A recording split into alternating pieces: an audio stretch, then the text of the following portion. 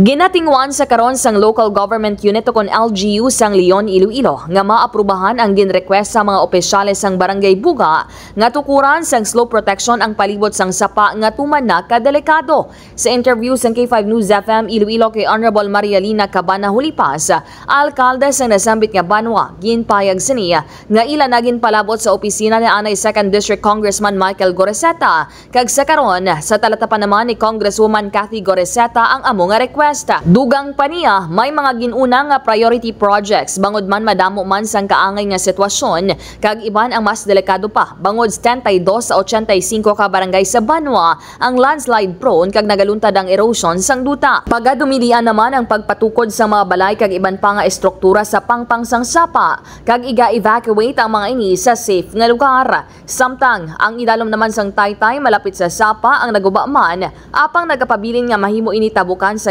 hapon, may limitasyon lang sa kabugaton sa makalabay nga mga salakyan.